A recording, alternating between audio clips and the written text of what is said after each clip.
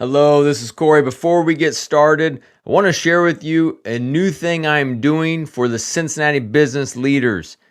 In January of this year, I launched the Prioritize Leader Academy and brought together 8 different business leaders and owners, and we meet once a month as well as have coaching in between our different sessions. So basically, it's a mastermind, but we've added strong content, incorporated faith into the piece, and so it has gone so well that in October, we are launching our second cohort. So if you are a business leader or a business owner and you are looking for community, you are looking for coaching, you are looking for additional content to help push you forward, then reach out. Love to give you more information on what this looks like. You can email me at corey@coreymcarlson.com or go ahead and give me a call, 720-301-8377. And this is for any Cincinnati business owner or leader who is looking to grow over this next 12-month period. Welcome to the Win at Home First podcast. I'm your host, Corey Carlson. This podcast is where we talk about how successful business leaders win, not only at work, but also at home. On this podcast, we'll go behind the scenes with great leaders to hear stories of how they win. Thank you for listening, and on to today's episode. Hello, this is Corey. Today's episode with Brian Tome, who is the founding and senior pastor of Crossroads, is a great podcast. The only complaint I have is too short. I had a list of questions I want to talk to him because I always loved his opinion, as I've learned a lot from him in the 10 years I've lived here in Cincinnati. But some of the stuff we did dive into is just so good. We talk about comparison, the battle that we all face with comparison, and even himself, as he has a very fast growing church. Sometimes it's the fastest growing in the country, other times it may not be. We talk about ambition and what that looks like to go after. We talk about the importance of dating your wife, but also having adventure and doing fun things. We talk about what it looks like to lead your kids well at home, and you may be surprised by his answers. I know just hearing him talk gave me a little bit of grace of the times I stumble in my own home. It's an awesome episode. I hope you enjoy it as much as I enjoy the conversation. On to today's episode. Hello, this is Corey Carlson. You're listening to Win at Home First podcast. Today is a special opportunity because the tables are turned literally. A year ago, I was on Brian Tome's podcast, and it was a great conversation. And I always want to have him on my podcast, Win Home First, to ask him some questions because Brian, I've watched you I've lived here for 10 years, been a part of the church for the 10 years. And in that, I'm very grateful for Crossroads, grateful for you. I think of the things that Crossroads that opened the door in my life. It was a trip, Nicaragua, with my daughter. It's my small groups have been a part of it. It has been volunteer opportunities for my family. But another big part of it was a leadership program that Crossroads had I got to participate in. And then that opened up the doors now, what I do now, executive coaching, speaking, and writing. But it all became from Crossroads and what you helped start 25 years ago, as well as learning from you really daily from your spiritual journal that you put in place, some of the social media. Oh, you're one of the people who actually read that, huh? Oh, cool. I read it and I love it. And I can even share at a later date how I use it and follow to help me just grow. But thanks for being on the podcast. It's my pleasure, Corey. You've been a core guy around here and just have been always a positive, impactful person whenever I've seen you. So I'm honored to be here with you and your listeners. Awesome. Well, thank you. So, Brian, what is that key trait for leaders to win at work and at home? I think if you asked me that question 2 years ago, I'd probably give you a different answer. I think 2 years ago, I probably would have told you vision, something like vision, knowing where you're going, knowing the person you want to be before God, staying true to His truth. I would have said those, and I think that all those things are true. But I actually think these days, those are sort of table stakes. Like to be a leader, just to get in the game, you've got to have vision. Just to get in the game as a leader in your home or your business, you've got to have core convictions that you won't bend on, right? And people won't respect you if you don't have those either. But man, the way I look at it right now, I think the element of resiliency is right up there in the thing that I'm most thinking about these days, and the thing I see people struggling with. And people are tired, they're worn out, they're beat down. If we talk about in the business world, 40% of everybody who's in the business world or has a job is saying they're looking to change that this year. In my line of work, I think that statistic, those who are senior pastors, I think it was 28%. And I think that just speaks to how weary we are and how just the uncertainty. We even hate those words, right? We're so tired. How often have we said uncertainty in the last 2 years that we rarely said that before? It's just worn everybody down, and we're just not doing well. And the people we're leading are not doing well. And that brings with it a lot of difficult dynamics. So from a resiliency standpoint, what are you doing, you and Libby, from a marriage standpoint, to recharge, to withstand some of the difficulties out there?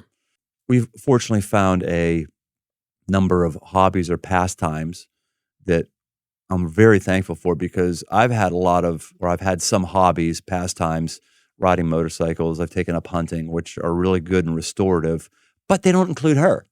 So now we've started in this thing called overlanding, which is when we go and camp and we have a rooftop tent in the top of our vehicle and we explore places and hike and cook out in the middle of the wild and all that stuff. And that's, again, something that her and I can do together. And it means there's something else we can talk about, not just talk about your day, but talk about, what kind of gear do we need? Where's our next spot going to be? Who's going to go with us? What do we need to pack? I mean, it's brought about a lot of life-giving conversation for us. It isn't, the difficult stuff, and just the difficult stuff. And then I think the other thing that we've been able to do is we're talking more about how we're doing as individuals, probably more so than we ever have in our marriage. Maybe that's because there's more stress points, stress cracks in our life. And conversations like, how was your day today? That's fine, but it's the conversation underneath that we're having more often. Things along the lines of, this event didn't go as well as it should have. I heard so-and-so is leaving the church, or this awful thing is happening. There's a lot of awful, difficult things that are happening. And it's not just sharing the stats about that or the facts about it. It's then following up with, and that makes me feel vulnerable. It makes me feel like I'm not doing a good job as a leader. It makes me wonder how much longer I can keep doing this.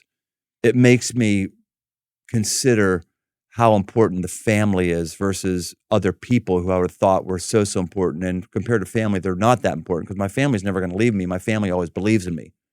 It leads to confessing just awful, dark thoughts you never thought that you would have had, before 2 years ago. And that's taken our relationship to a new level. And I think that's one of the blessings of, the times that we're living in right now. We can do that as couples, talk about things that are very uncomfortable to talk about and confess things. And by confess, I'm not talking about confessing that, you did porn or confessing that you lied. I mean, that's fine to do that. I'm talking about the stuff that's more intangible, like I feel more vulnerable than normal, or some of the stuff I talked about. That's been a rich part of conversation. How do we encourage guys specifically, since they're usually closed off, work was fine today, to do it earlier in their marriage and get started now? What are some of the things that you would advise men to start being more open? Well, these stats are out there, and I'm not going to quote them exactly, but I think we all know the heart behind it is true. Women have however many tens of thousands of words they want to use a day. Men have, I think it's like half of that. So women are much more communicative creatures and want to talk. Men, for us, by the time we're done with our workday, like we've used up our words. Right. It's all done. It is done. And when I go home, I don't really want to relive it. It's a discipline to relive it and to use words that you don't want to use. It's on par with a discipline to go run or to work out. I still, to this day, I never want to work out. I'm glad I did when it was over, but I never go into it wanting to. It's just a pure gut check. And I find with my wife, oftentimes going into these conversations, I don't want to do it because it's going to take energy. But it's a pure gut check of, we've got to do this to be healthy. I've got to do this to be healthy with my spouse. And that mental shift, I'm doing better at these days than I would have 3 decades ago. So I'd say if you're younger in your marriage, you do yourself a real favor to learn those muscles and learn how to find that energy when you're early in your marriage, then try to teach a old dog new tricks once you're decades in. It's difficult. I think that's maybe why I'm seeing more and more couples throwing in the towel who are way, way further in. You know, the divorce thing is still rocking and rolling. And it seems like it used to be just people who were stuck and thought they made a bad decision 5 years in. But I'm seeing more and more folks who are now decades in. And I think it relates to they just don't have the energy to overcome all the years of bad habits. And if you're younger, you can save yourself a lot of energy by creating those good habits now. I have a lot of clients that are empty nesters, and they are nervous about what's to happen. Either they're going to be an empty nester in a couple of years, or it just did happen. There's even a trendy name. You talk about the great resignation of people leaving. Well, now there's a trendy name of divorce, the gray divorce, where people are starting to get divorced when they are empty nesters. And so would your recommendation be to start getting involved in activities and do an adventure together as well as the communication? Yeah, and the adventure doesn't have to be the stuff we're doing, going out in the middle of nowhere, but it's got to be something where you and your spouse are in it together and you're thinking about it. The adventure of going to your kids' soccer games isn't going to do it. It may do it for 15 years while they're in the house, but when they leave, when the kids are gone and you don't have soccer games, then where do you go from there? You got to try finding something that's going to be a part of your marriage long term. And if that thing changes, that's okay too. But you got to have something that's outside of the kids. Yep. Well, today I was looking forward to a lot of different questions, kind of hit a bunch of different topics that I've always wondered how you would respond, how you'd handle it. Well, I'm curious for you. What's your hobby, adventure thing you do with your spouse that isn't kid-centric? Yeah, so, I mean, we got 3 kids right in the thick of it, 9, 13, and 17. So there are those activities. And so what has became mandatory for us is a date night.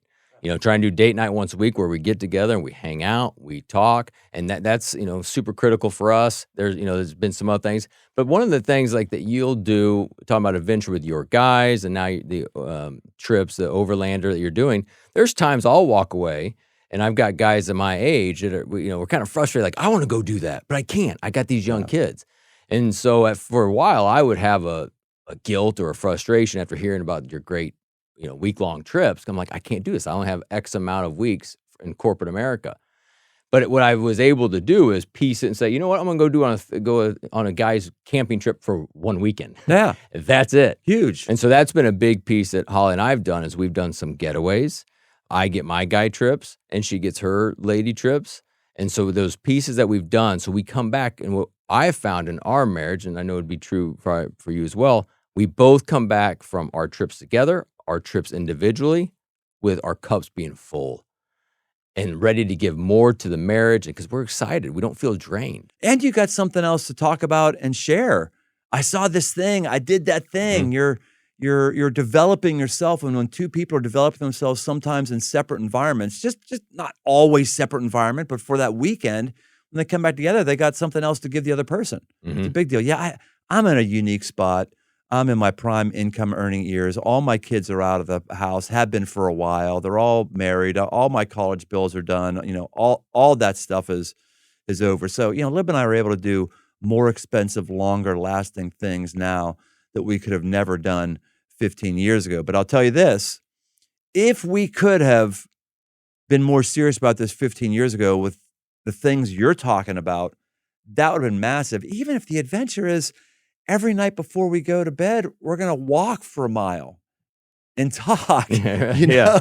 I mean, that could be a big deal. Even if, as you just mentioned, we're going to go and we're going to camp one night and we're going to take really great steaks and we're going to cook them on the grill and we're going to have tent sex.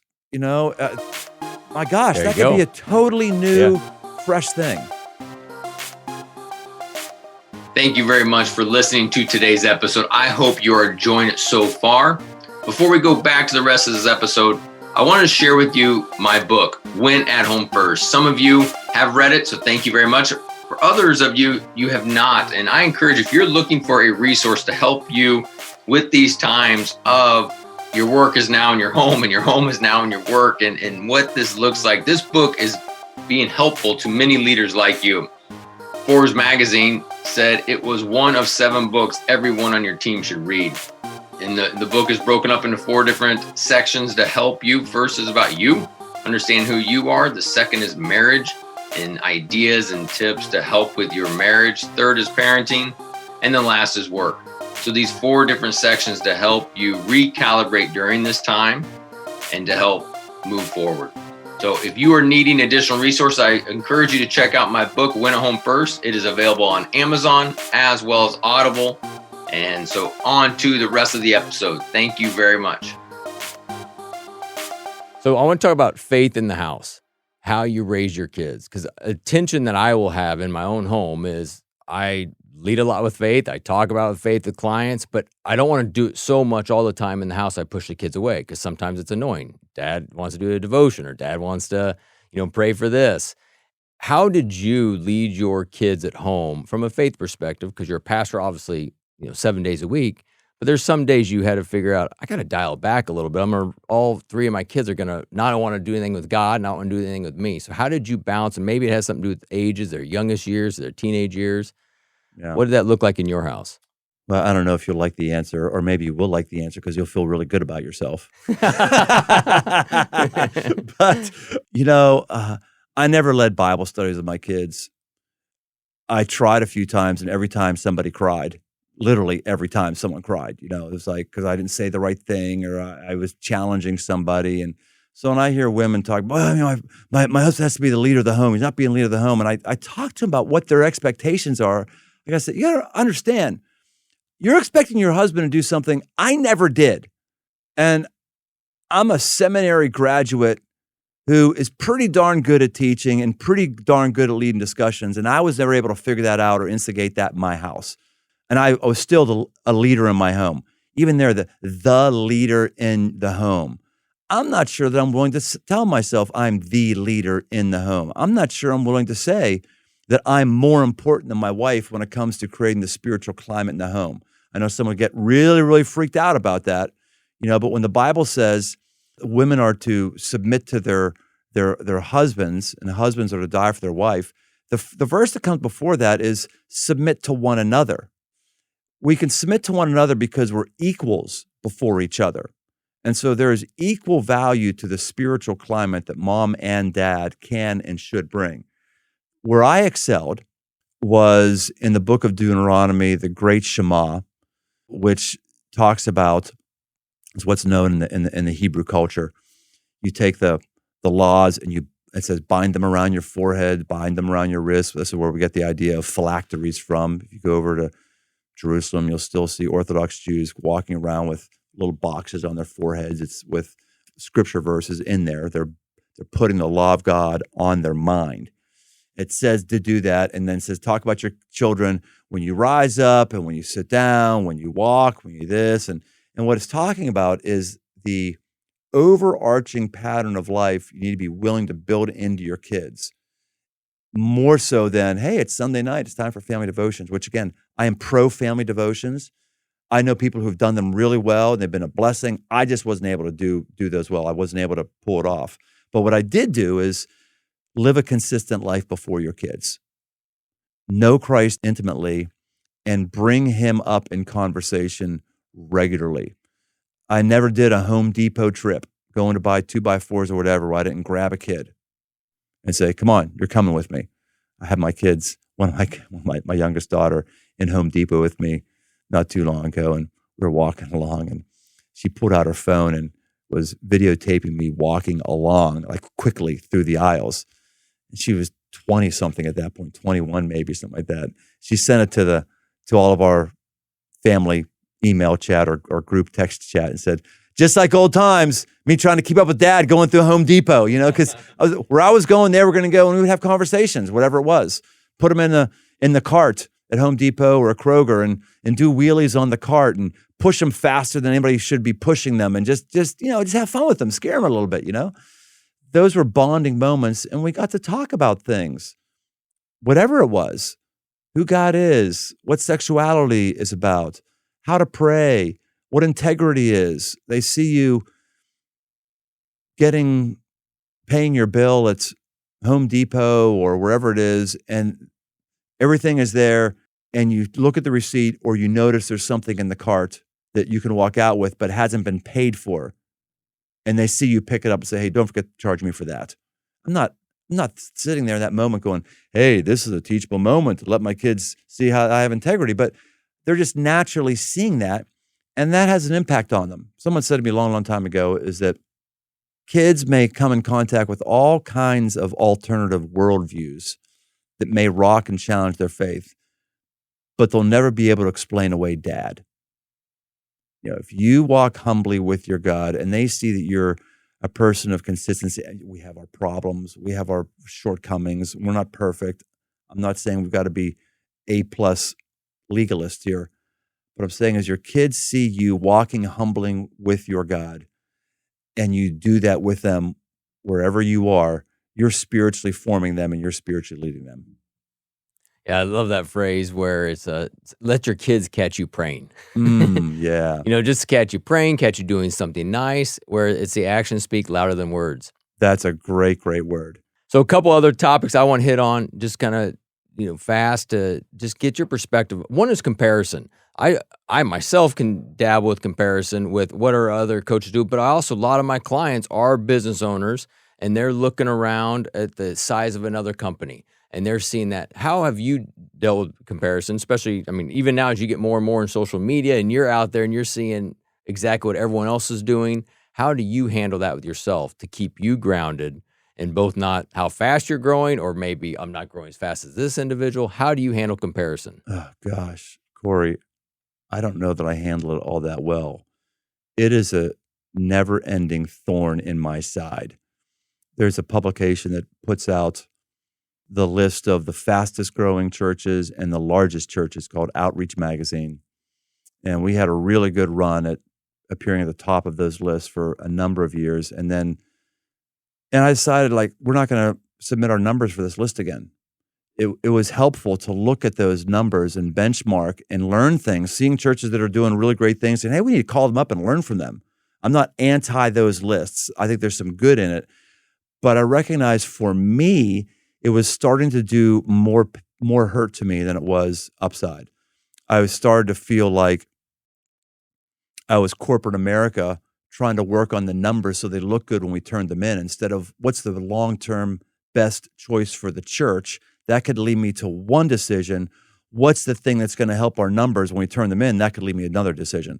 So we stopped participating in that because of that, and because it was a thorn in my flesh. I was getting too much joy and too much pain out of comparing myself and seeing somebody doing better or not as well as us. So we had to get out of that.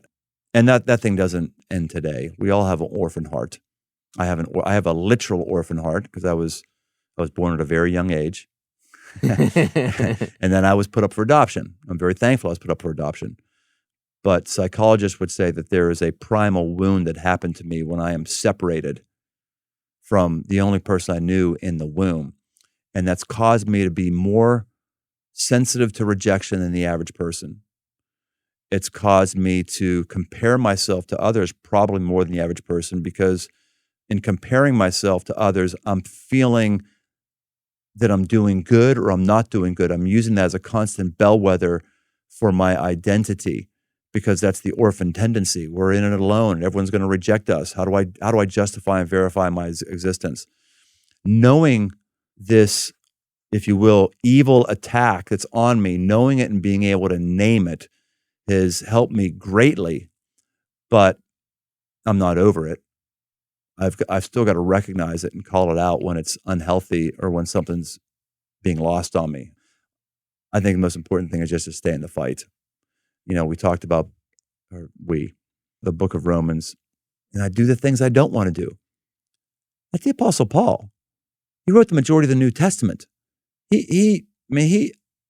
Some saw miracles regularly that were happening through his life. And yet he said that. It's because our sinful nature, whatever it is, it's like a warped piece of wood. And when Jesus comes into your life, if he comes into your life, the rule of sin is killed in your life. But it's like chopping off the head of a chicken. It's dead, but it runs around and squawks and makes a lot of noise. We're like warped pieces of wood. Jesus may straighten us, but there is still a bent to us to bend back that other way. And we've got to stay in the hands of Christ, feeling his pressure to keep us on the straight and narrow versus bending back to my previous warped drives and motives. So I'm not over that. I got to recognize it, and I've got to repent of it. I've got to ask forgiveness for it, and I've just got to be on my game, because it'll jack me up at a moment's notice. Yeah, me too. I love when you find truths in even in secular places or business books, like Jeff Bezos talks about in the Everything Store, that his book, where you can't feel 30% better about yourself when the stock's up 30%, because you for sure don't want to feel 30% less when the stock is 30% less. That's a great word. I also love what he said in that book, when Amazon, for years and years and years, they weren't turning a profit. Years and years and years, everybody was saying this is smoke and mirrors. This was before a time when there were viable, successful internet businesses, and they had thrown in on this. And for years and years and years, and he was hoping it would pay out. And one of the things he said is, "Hey, it's not working yet." I love that line. It's not working yet. Now we know what Amazon's probably got to be the most profitable business in the history of the world right now, or at least right up there. But they went a long, long time without that at all. And we, in our lives, in our family life, in our business life, our financial life, our friendship life, we have to do the right things that we're convinced are going to work eventually, but they're not working yet. I'm in a place in my life, Corey, where life is complex enough where there's very few things I'm going to learn that I'm going to be able to turn a switch on and my life is going to be better immediately. There's early on in my spiritual formation, there were some things like, oh, wow, light bulb goes off. Bam. Oh, that's going to make a big difference right now. You get to a place in your spiritual formation or the complexity of your life where there's going to be a lot longer lead time on these things. Like the thing we talked about earlier, having a hobby with your wife, that could be a game changer with you. It could also lead to a crappy weekend because you're going to have your first camping trip with your wife. You'll find out you both hate camping, or the mosquitoes are bugging, or it rains, or this is even more intimidating. You're with each other for a 24-hour straight period of time with nothing to do other than talk with one another, and you learned we can't keep up a conversation with each other this long. We haven't built those muscles, and it actually could get worse because now you feel like you're more of a loser. Keep doing it. Yet there's a lag time between the right disciplines and the right results. I love that word, yet. Even Paul talks about by 1 degree, we're getting closer to revealing the glory of God. Where's that yet? We're not there yet, but let's keep doing it. Yes. Through all this intentionality, be better parents, better spouses, better leaders at work. And that's walking by faith. If there wasn't a yet, if there wasn't a delay period, there wouldn't be faith. I don't need any level of faith to understand 1 + 1 = 2. I get that answer and it works for me immediately. But the things that God calls us to, that are the big things, they're the important things, there's always a lag time. And that lag time is where faith resides. Faith has me do something where I know it's going to be a lag time. It's not going to be immediate payoff. And the way I survive in that lag time is saying, no, I have faith. I have faith that this will work. And if it doesn't work, I have faith that God still approves of me and he loves me, and my life will still be fine, even if this thing doesn't happen the way I'm working for it to happen.